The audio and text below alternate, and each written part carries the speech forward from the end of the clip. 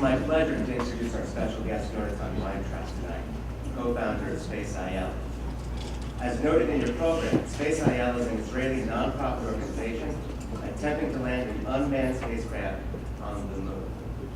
Key goals of this mission are to inspire the next generation of space researchers and to promote education and scientific exploration among Israeli youth. To date, SpaceIL has reached over 300,000 children across the state of Israel.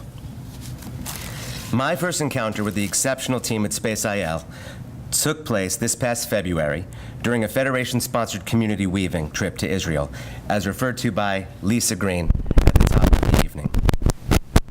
SpaceIL's presentation was among, if not the most inspirational we saw in our week there. So inspired by SpaceIL and Startup Nation, I left my own job last week to join my wife in starting our own new company. I know I speak for my fellow weavers when I share the pride that we all felt learning about SpaceIL's race to be the first non-global superpower to reach our lunar companion 250,000 miles away. Who here hasn't at one time or another dreamed of visiting the moon? Please indulge this quote from Ming Dao Deng. "The moon does not fight. It attacks no one. It does not worry. It does not try to crush others. It keeps to its course, but by its very nature, it gently influences. What other body could pull an entire ocean from shore to shore? The moon is faithful to its nature, and its power is never diminished." Our esteemed speaker, Yonatan, is currently a PhD candidate at Stanford in biophysics, studying a method to interpret and intercept cancer cell communication. In addition, he was part of the International Space University program at NASA's Ames Research Center, studying how we can create Martian colonies using shelter and water from Martian lava caves. He studied electrical engineering and computational neuroscience at Tel Aviv University, focusing on how regions in the brain collaborate to create our emotions. Ladies and gentlemen, please join me in giving Yonatan a very warm welcome.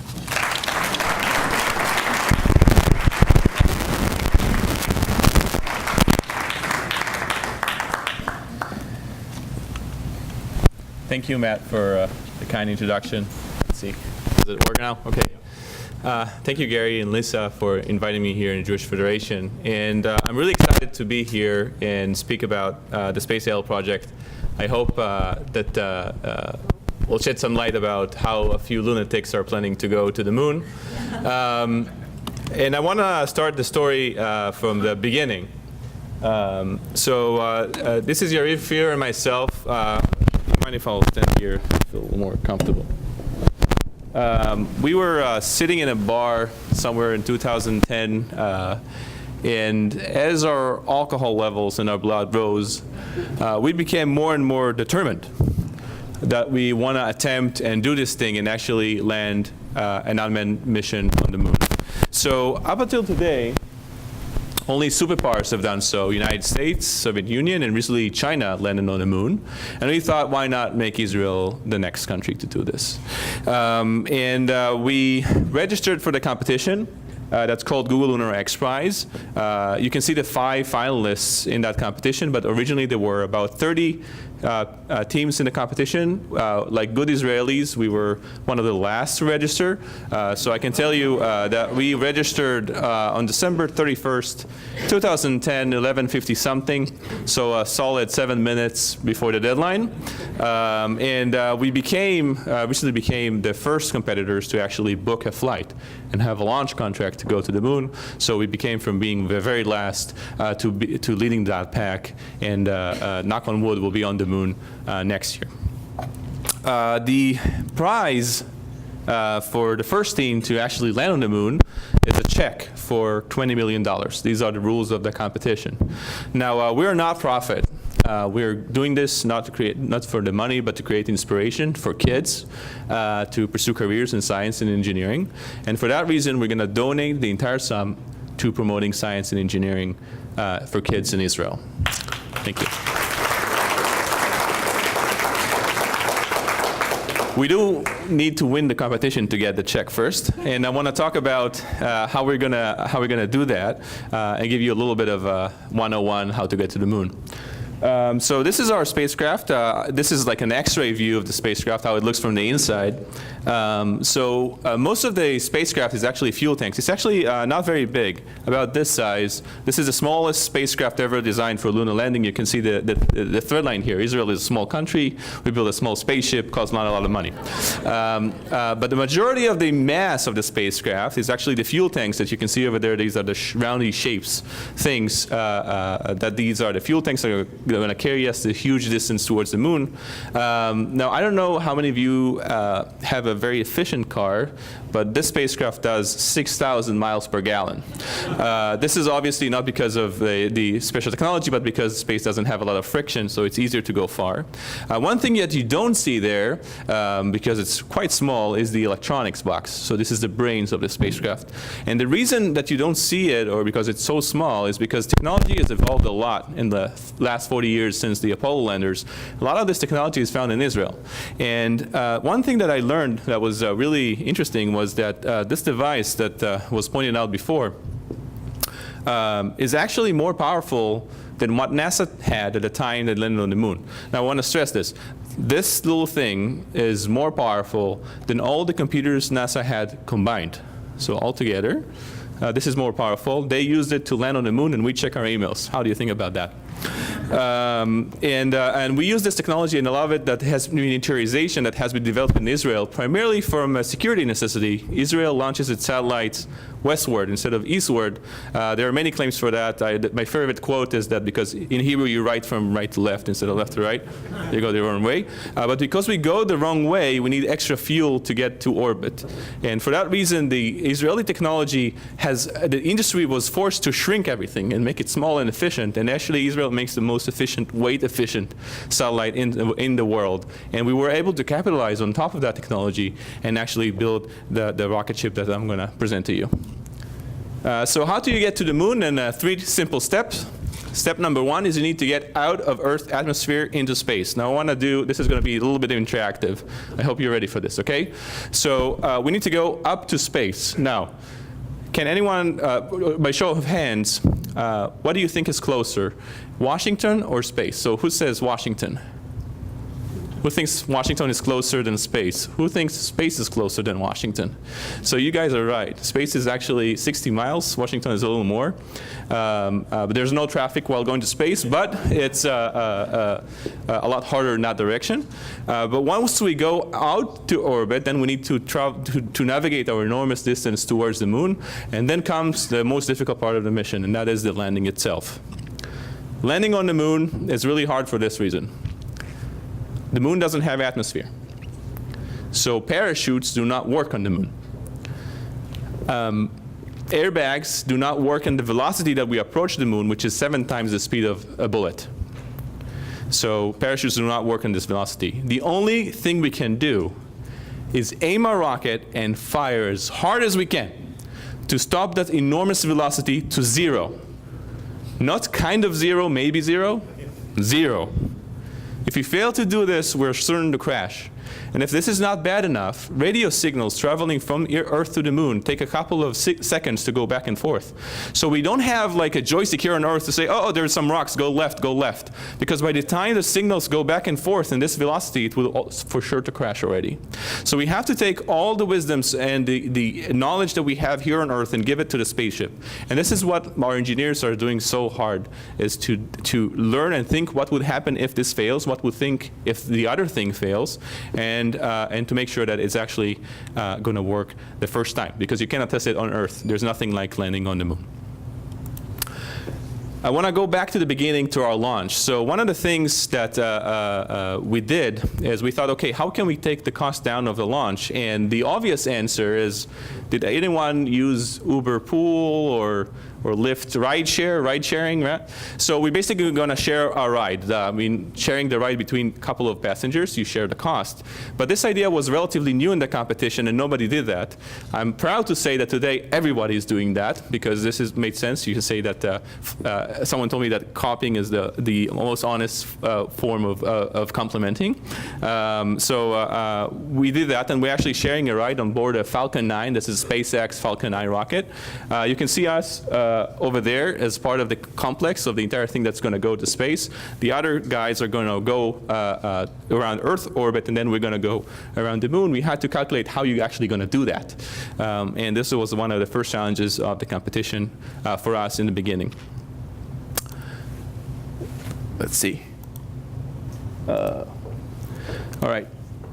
I want to, for the sake of time, I want to skip forward and say what's happening today. So 6 years ago, SpaceIL was just a dream of 3 guys with a little bit of alcohol in their blood. But today, it's a lot bigger than this. We have over 40 engineers that are working on this. We have a professional CEO, Ron Privman, that is working on this. And you can see behind me the spaceship as it's being integrated. So this is an antenna test of the spacecraft, of how the antennas are going to work, and to make sure that we are able to actually transmit video and images with us to the moon, from the moon to Earth. And this is the actual spacecraft as it's being built right now. I'm sorry about the contrast, but this is being built in IAI, the Israeli Aerospace Industries, in Yehud, in Israel. And this is the real thing that actually is going to go to the moon, hopefully next year. Once we are on the moon, we take pictures, as I mentioned. We take a selfie, by the way. But we also take pictures of the surrounding of the moon. And the reason I want to bring it up is because we also want to take pictures with us to the moon. And it's very important to us, so we take as much pictures of Jewish people with us to the moons. And we have a model of the spacecraft on Ben Gurion Airport. Once the weavers of next year, once you leave Israel, you can actually go and see the spacecraft and take a picture with it and upload it to our Facebook page, and it will be on a drive when it's go to the moon. But for those of you who will not be able to be in Israel before the launch, I'm going to do a service right now, and I'm going to take a picture with you all. Okay? So can you bring the lights up on the audience so we can have a picture? So I just want to say 2 things. One, if you can't see the camera cannot see you. So make sure that you can see the camera. And 2, this picture is going to be on the moon, so you might as well smile. Okay? All right.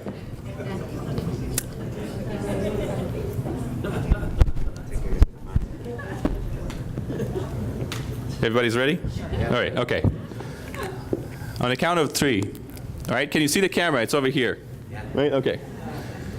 All right, 1, 2, 3, to the moon. To the moon. No, guys, you are too serious. I mean, this is going to the moon. You need to all right, let's do one try. Okay, 1, 2, 3, to the moon. I like that. Good improvisation. All right. One thing that we learned during the process of making the spacecraft, and this comes down to what we say to kids in the educational part, is that sometimes when you start something which is a moonshot, you get a lot of no's. You get a no's for people that say, no, it's too difficult, you might as well drop it. Or you get sometimes no's from physicists, as I'll show you in a minute. And what we tell to those kids is that taking a no is really part of the process. If it was possible, someone else would do this. If it wasn't challenging, someone else would do this. You need to be able to take a no and understand why you're told no, and how can you change that. And we tell those kids, find the moonshot within you. You know, don't think, oh, I'm a little on me, I cannot do this, because today's economics is really as such that what was impossible 15 and 20 years ago is now becoming possible. So these kids, they will be the ones that their dreams are going to limit their abilities. And we hope that using this as an example for kids to get them to inspire them to think about those things. I want to fast forward to this picture because in our activities, we tell the kids, they have a spaceship that they build, and we tell them to write down or draw what would take with them to the moon. And you have two types of kids. The ones that are taking the teddy bear or a book that they like, and there's the second type, which is much more pragmatic. I'm going to take an oxygen and a rocket back.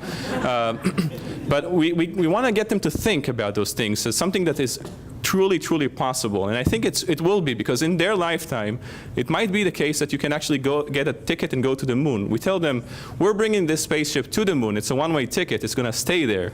It's going to be your job to bring it back. And hopefully, some of them would pursue careers in science and engineering to that extent.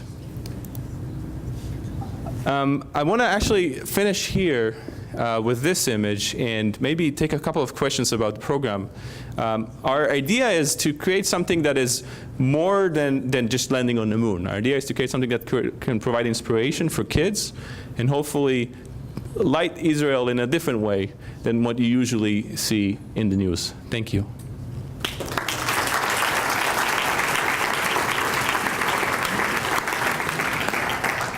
Yonatan's going to take a few questions while we ask the catering team to open up the dessert. So if you'll be patient for a few questions, then we'll let you have the cookies. Who's got a question? Thank you. Yeah. Where are you launching from? Where are we launching from? So our launch is going to be from Cape Canaveral in Florida. Those of you who have really good eyesight could see it looking south, but Cape Canaveral. Yeah. Yeah, there's a date. It's probably going to be, we were supposed to be launched end of this year. However, SpaceX Falcon 9 had a mishap, and they had to postpone all the launches. Some of you might have heard in the news that one of the rockets blew up, and they had to fix the problem, and they pushed everyone else. So it's going to be next year, unfortunately, towards the end. But it's going to be for Israel's 70th birthday. Yeah. Where the funding is coming from. So we are a nonprofit, so it's not we don't sell shares, but we are relying on donors that are actually putting funding into the project. Now there are two types of donors that come into this. One are the big philanthropists that are mostly who fund the project, but the second type of donors I'm really proud of. These are kids. And these kids, they put their $18 or whatever they want, and they donate it to the spacecraft. And I think this is a lot more important. Not because the big donors are the things that are going to carry it, but if you take $1 million from a big donor and you don't get to the moon, it happens. But if you take the Hanukkah allowance of one kid, and you don't get to the moon, you can't do this, right? And the engineers know that. So we're hoping that this also motivates them to say, these kids look up to you. They're counting on you to actually get to the moon, and it's very important for us, for our team. Yeah. What relative advantages do you think you have over your competitors?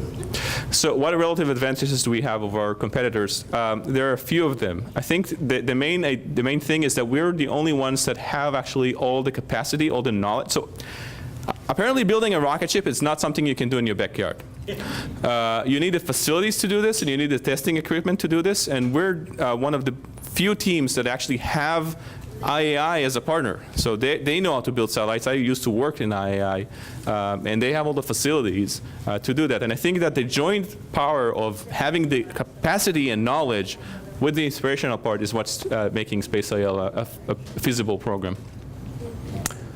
Back there. Yeah, is the lunar landing going to be able to move on the moon, and how does that work? Yeah, so are we just landing or moving? So those of you who are weavers also saw the rules of the competition are you need to move 500 meters on the surface of the moon.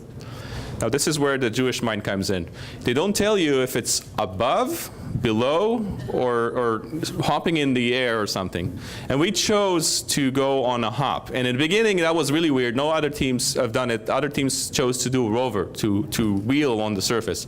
But we said we want to do a hop, and there's some technical reasons for that. We're basically going to use the same engines that we used to land on the moon just to make the hop itself, and this is what we're going to do. And I want to stress on that point. So in order to complete the mission, we need to do the hop. However, there is some risk to that, because you already land on the moon, and now you need to reignite the engines, and things might blow up, things might tip over, and we don't want to do that. But it has some risks. So on the one hand, let's put ourselves in the future a second and think about it. Okay, we landed, Israel is on the moon, we have the Star of David on the moon standing up there. Great. Now, to finish the competition and get a $20 million check, we need to hop. We need to do this maneuver and lift off the ground. But if we do and we blow up, then we don't have the monument on the moon. When they build a museum on the moon in 1,000 years, it's not going to be standing upright with the flag proud, right? So let's say there's a 90% chance of success, 10% chance of a failure. Would you press the button and do the hop? Yeah, okay. What if it's 50-50? Who would press the button? Okay, I still have hands. What if it's 90% chance of failure, 10% chance of success? Who would press the button? But you press it. No, it's all right. Why won't you press it? Why would you press it? Come so far, you might as well finish it. You come so far without to finish. Who thinks that for 90% failure, you just stay there? Is there anyone on the other opinion? No, nobody has on the other opinion. Just press the button. All right. The reason I'm asking this is because I'm hoping that we can actually ask this in real time. So my hope is that, I mean, it's still not finalized and we still need to go through hoops to do this, but my hope is that once it's on the moon, we can actually open it up and do a survey for the public to decide. And the reason I think it's way more important than the answer is because I want to create a discussion.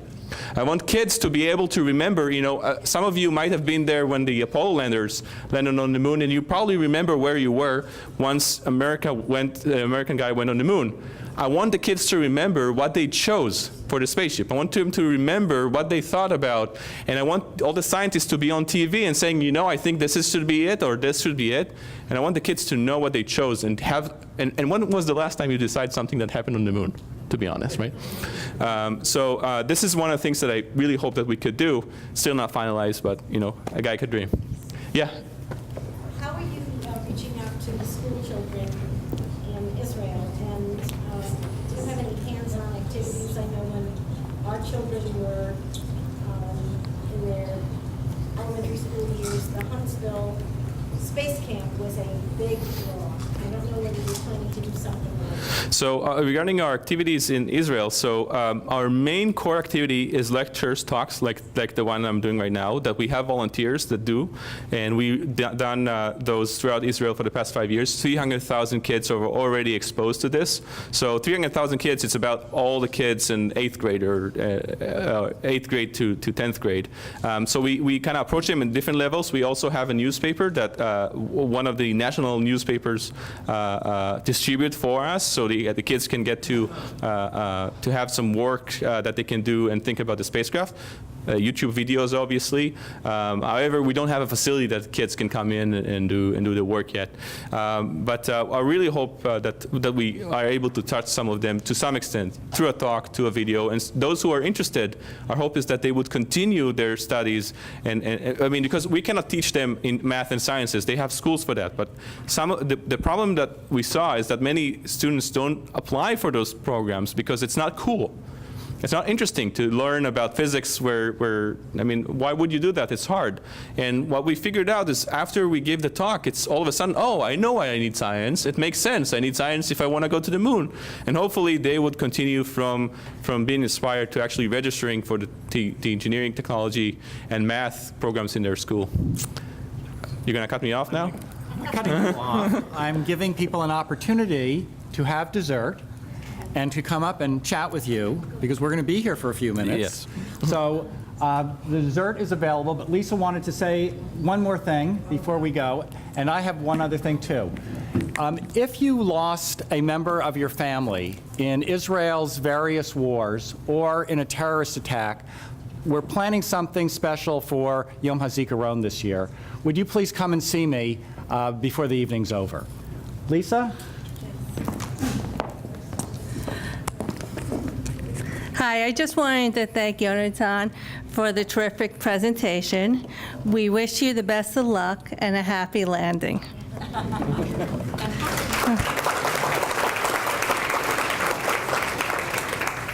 Again, mazel tov to Andrea and her family. And then I just want to thank everybody for coming tonight and wish everybody a happy and healthy new year. And may this year be a wonderful year for all of us. Thank you.